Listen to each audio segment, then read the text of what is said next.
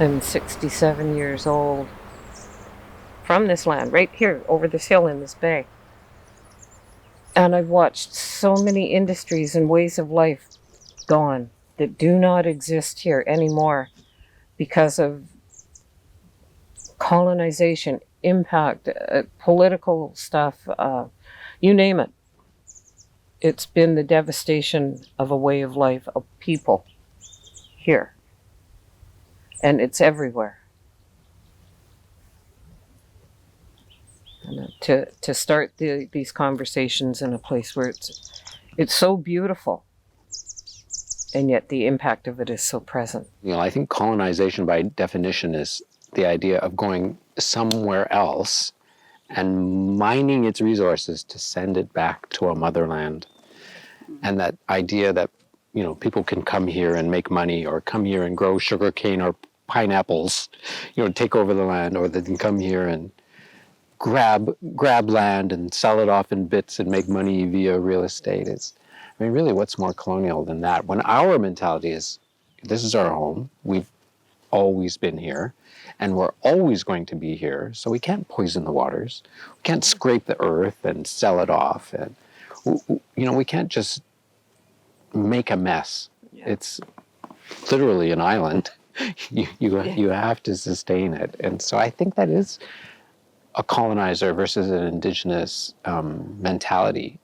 And I much prefer the idea that, when I'm here, even if I'm like in someone else's territory, which is actually almost always, I'm almost always in someone else's territory, that I can be of service, I can help, I can honor this place and its workings, and it's, what the people have decided is important here.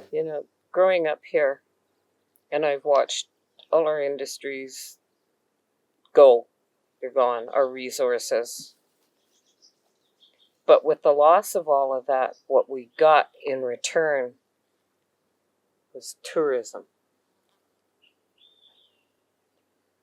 So when I was speaking with you earlier about being up here and doing this, and how we had to have someone to kind of keep tourism at bay, because they're always through here, and it's like a sense of ownership and entitlement. That's what I believe the whole focus was of the devastation of these industries and our way of life, was to create space for tourism because of the money that came. These pressures on our territories and waters is very real. And I've heard the elders say it's like a death by 1,000 cuts. Yeah. Like, one introduced species, second, and there's more, or, a trail that you can't access anymore, or a fish that you hardly see anymore. And it just adds up, and it's really a terrible pressure on where we live. Yeah. When you look at the streams in Vancouver that go into False Creek, like False Creek wasn't False Creek. It went way back up to Knight Street at one time, and they built it all up. But what happened to all those streams? All the fish that used to go up them. Yeah. I was sitting in Oppenheimer Park one day with a friend of mine, and we were sitting on the grass, and I put my hand down, and I felt the indentation. I knew there was a stream there. And and there was bullgrass coming up out of it, swamp grass. And I saw there was a stream there, and you could see, I could visibly see it in the ground, the streamline. I goes, how did you know that? I don't know, I just always knew that kind of stuff. It was just normal. Well, because you grew up reading the land, right? Yeah. It's like you grew up being able to, like, being made aware of and alert to things like that.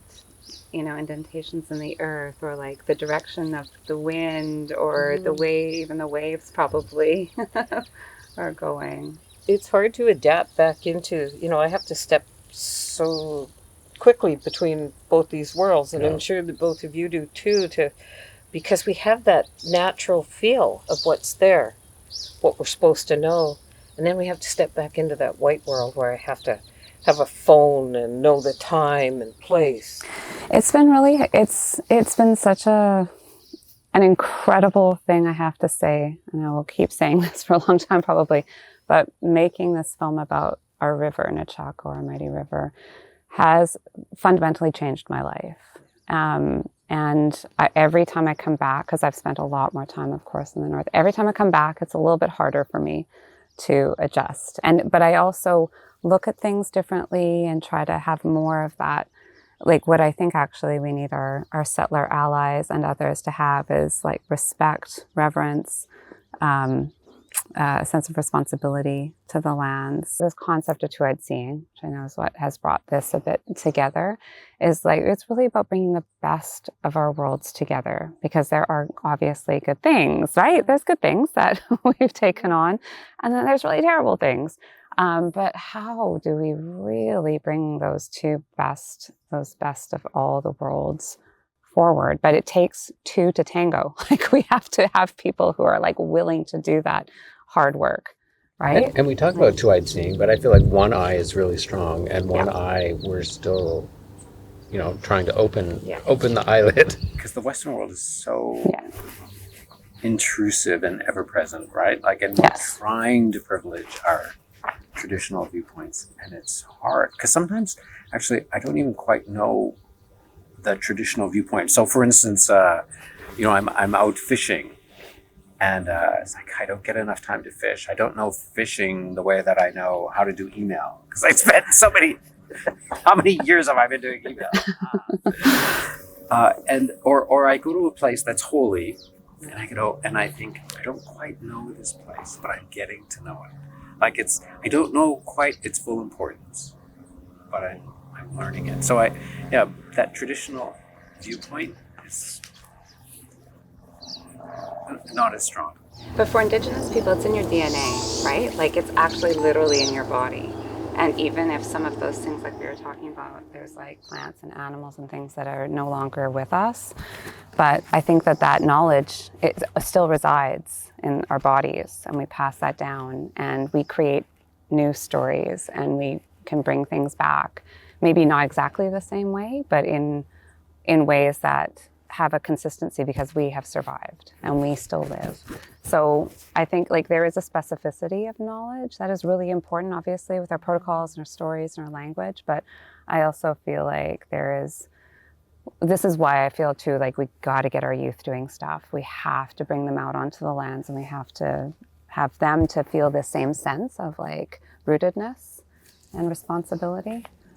We were doing something over here a couple weeks ago at the Rod and Gun, and a bunch of our youth were there. My nephew he's about 26, 27. But he'd never heard all of us come together to share our stories like that. And on his own, he went and started the family tree in the way that it was supposed to be done. And they were just so hungry. They were drinking in all these stories like it was the biggest gift we'd ever given them. And it was one of the first times that we'd all come back together into a space where we were all sharing. They need to know. They want to know. And how do we keep coming together like we are to do this, to give them this hunger, to fill this need that they have? Yeah. And I really do believe traditional life beats a colonized life every single time. And I know a lot of people are like, oh, but colonizers brought science and medicine. Colonized life is really like email and being on your phone and reality television and internet trolls and social media. Like, to me, it's like, some of that Western stuff's not so great. The Kardashians, come on. Like, some of our traditional knowledges are so important to keep with us and keep going back to, right? Because that traditional knowledge, you have to learn it. It's not innate, right? Like I remember my dad saying this about child raising. Like we're taught how to raise our kids. Like you don't just make it up. No. You have to learn it. So you have to go back to the knowledge keepers and say, how does that go again? I figured this part out, and now what's the next step again? It is a learning, right? That's what we're doing, right? Learning and also sharing. I remember seeing some of the kids that I was working with up in Williams Lake, and they were down dip net fishing, and they were tied off, and they were like 12 years old. And it was just so normal, so natural. It was such a beautiful place to just sit and watch this take place in front of you. But the kids were doing the same thing that they had always done, with dip nets that were handmade by their grandparents. It was just the moving forward of this knowledge of how to do things, and it's survival. But there's beauty in it. Yeah, your life did depend on it, didn't it? Yeah. Oh my gosh, I remember being like 5 and 6 years old and being on the boat with my dad, and he would say, "Don't turn the wrong way because we will die." And when you're a little kid, it's like, okay, I'm not going to scream this out because I really don't want to die. But it's a lot of pressure when you're little. But you learn not to, don't mess it up because, yeah, your life literally depends on you knowing the current or the wind, or you're in bad weather. Now is the time to really focus and to be careful. And yeah, I used to think my dad was crazy that we would be in those situations and that I had to handle them as a little boy. But now I'm so grateful, and now I know that I was rich. I had a dad who had that knowledge. Yeah, and we call it ta'au, like our way. There are just ways of doing things. And one of the lessons that I'm most intrigued with is how do you grow a strong young person? One of the first things Dad taught us as kids going out on the boat with them was to have no fear.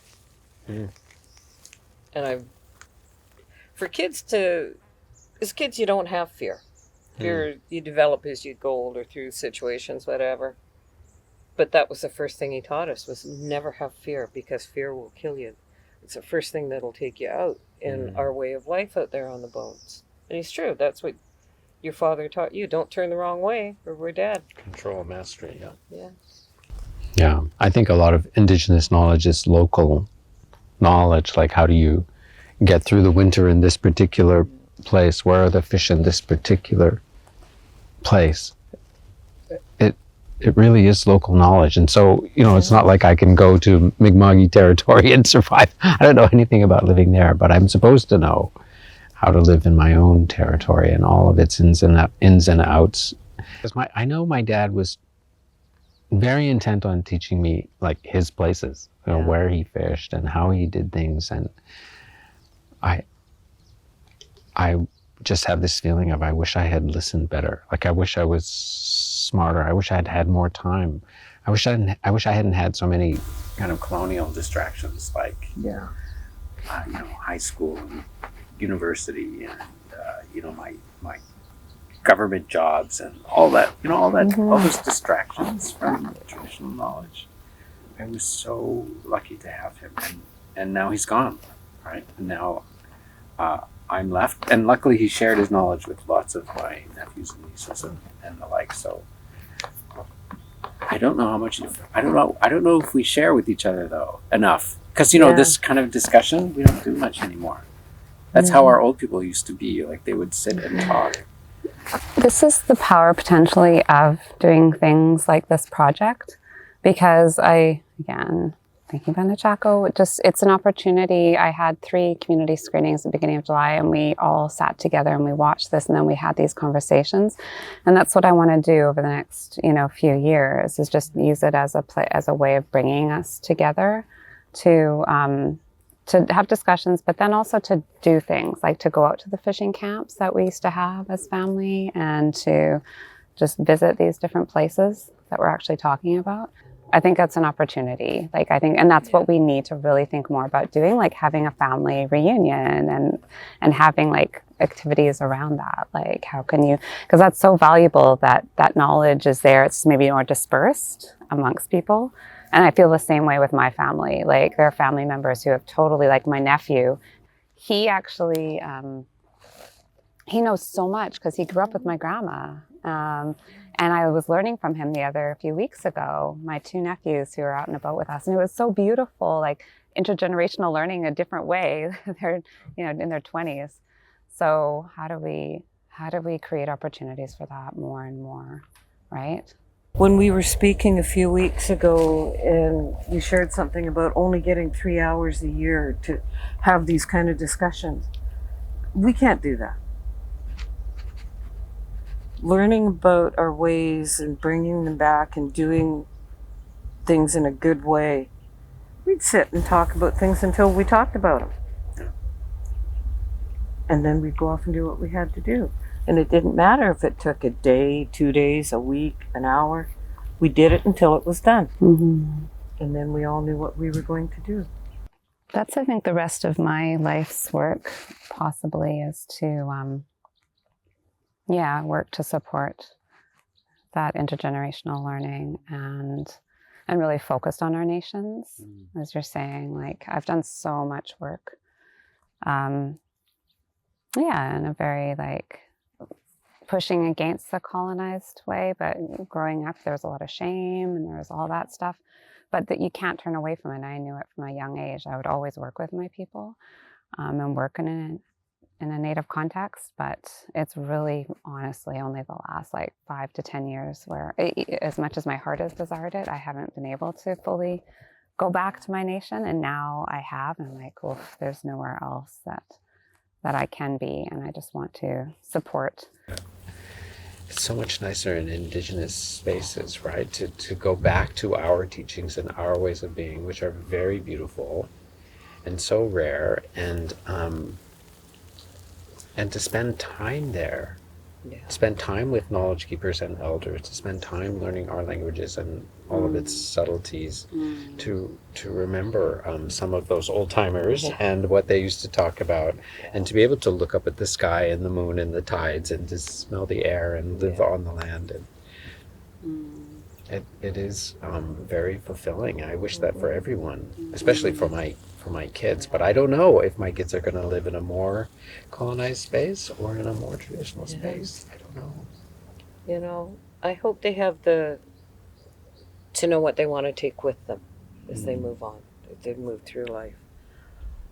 I hope that for all of our children, that they can hang on to who we are, but know how to use it as they move through, and to keep passing our stories forward. That I think that's the biggest hope we can have for them. You're reminding me of an elder I met who said, "I'm watching you to see if you're strong. I know you're smart, but I'm seeing if you're strong in our way." And that really struck me. That's what I wish for my kids, is to be strong in our way. I know they're smart. Who cares? I hope they'll be strong in our way. And it's true. This two-eyed seeing, I'm like seeing it really differently from this conversation, actually.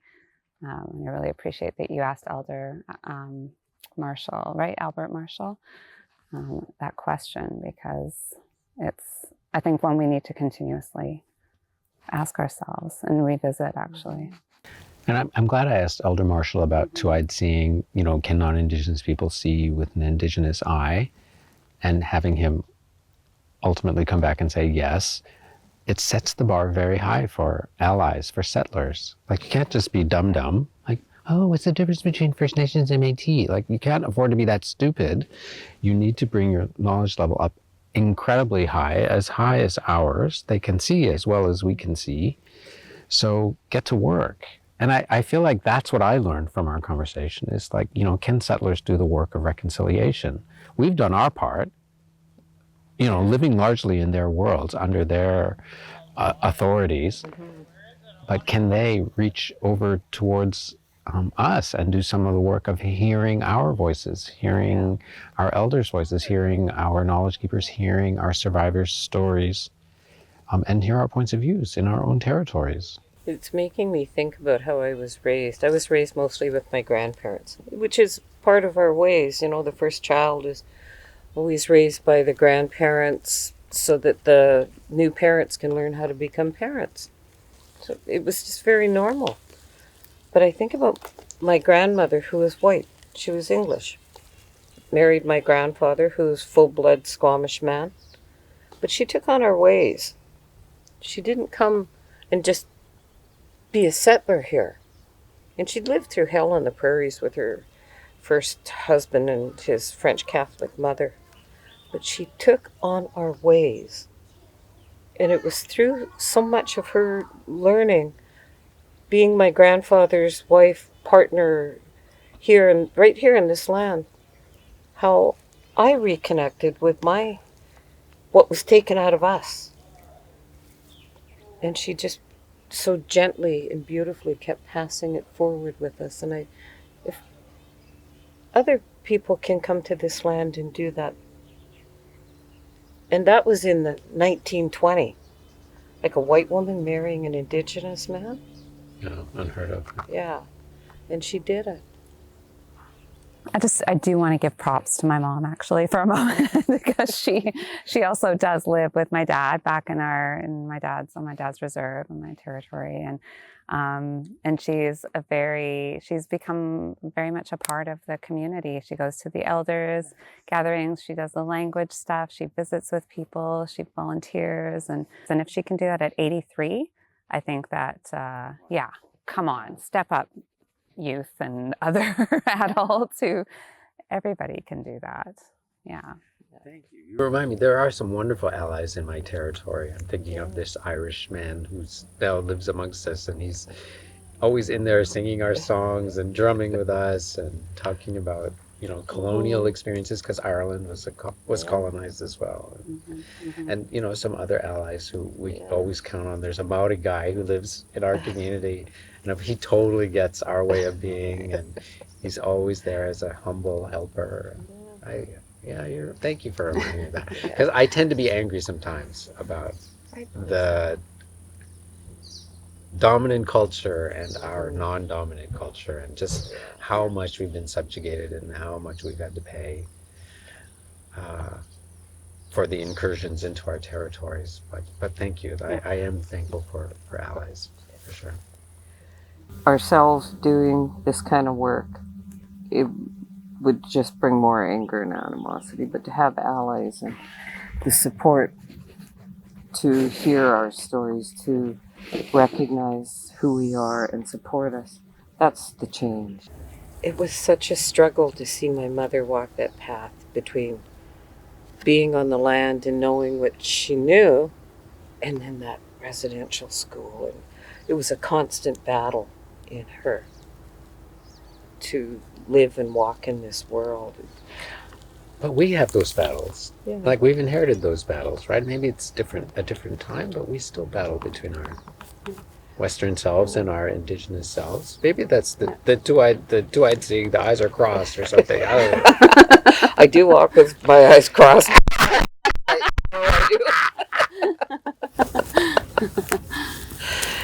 It's not such a battle for us. Yeah. You know, they were restricted by so much of what they could say and do. You know, I keep repeating this, but it's part of what this whole conversation is about, and this coming together is that we can do what they weren't allowed to do and say these things. And we have the privilege of two-eyed seeing, right? Yes. Instead of one trying to stamp the other out. Yeah. We're allowed to embrace where we're from, and our traditional knowledges, our ancestral knowledges, our family stories. Thank you. Thank you. Yeah. Thank you both for this conversation, for the many times we've spoken over the last little while. It's been incredibly powerful, and I've learned so much, and I just, messy show and my hands left. No, Thank you. Thank you. Yeah. It's been an honor to just sit with you both and do this. And have these conversations that need to be done. Yes. Keep it going. Keep it going. Yes. We're well on to the next phase. I have plans.